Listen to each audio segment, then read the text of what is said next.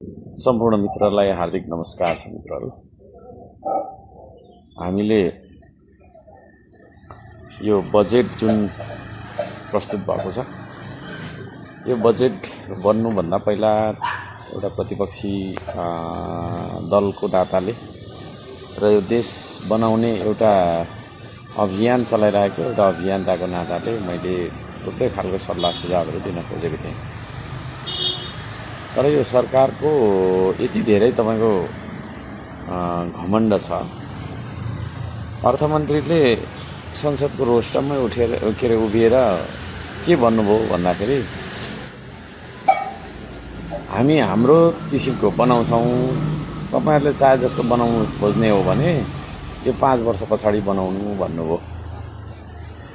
अब 2/3 नजिकको सरकारको तपाईको अर्थमन्त्रीले भनेको कुरा त्यो खालको भनिसकेपछि ठिकै होला नि त भन्ने हिसाबबाट खास त्यसको अब्जेक्सन पनि गरिएन।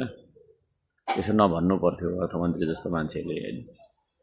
किनभने हामी पनि जनताकै मत लिएर विभिन्न ठाउँबाट नेपालकै जनप्रतिनिधि भएको कारणले नेपालकै जनताको आवश्यकता, चाहना, भावना अनुसारको बजेट बन्नुपर्छ भन्ने सल्लाह दिँदै थियौँ त्यहाँ। र त्यो मान्नु भएन। ठिक छ, त्यो पनि खास ठुलो मानिएन। अनि निकै गतिलै बजेट आउँछ होला भन्ने तपाईको चाहिँ के अरे हामीले खालको आशा पनि गरिरहेको थियौँ। तर बजेट के खालको आयो भन्दाखेरि धनीलाई अझै धनी बनाउने, हैन? गरिबलाई झन गरिब बनाउने अथवा सुकुम्बासी बनाउँदै, अब सुकुम्बासीले त फेरि खेदाइहाल्नु पर्ने भन्ने नीति पनि छ सरकारको। गरिब जनतालाई, हैन, अझै गरिब बनाउँदै, है, सुकुम्बासी बनाउँदै तपाईको चाहिँ नि उता शरणार्थी बनाउने खालको त्यो खालको नीति म चाहिँ देख्छु, है। अब धनीलाई मात्रै हेर्ने भन्ने हिसाबबाट कहाँनिर पुष्टि हुन्छ भन्दाखेरि थुप्रै त्यस्ता कुराहरू त छन्, तैपनि 2-4वटा तपाईहरुले बुझ्नु जरुरी छ। अब गरिब किसान मजदुरको नाममा, हैन, कुनै खालको सम्बोधन छैन, है।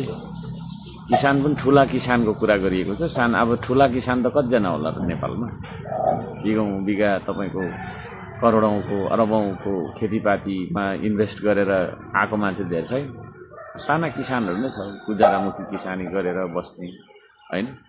अब असारमा धान रोपेर मङ्सिरमा तपाईको त्यो, हैन, फलेपछि त्यहीबाट बेचेर यसो केटाकेटीलाई पनि पढाउने, आफूले एक सरो लुगा लगाउने भन्ने खालको स्थितिको किसानहरू थुप्रै छन्।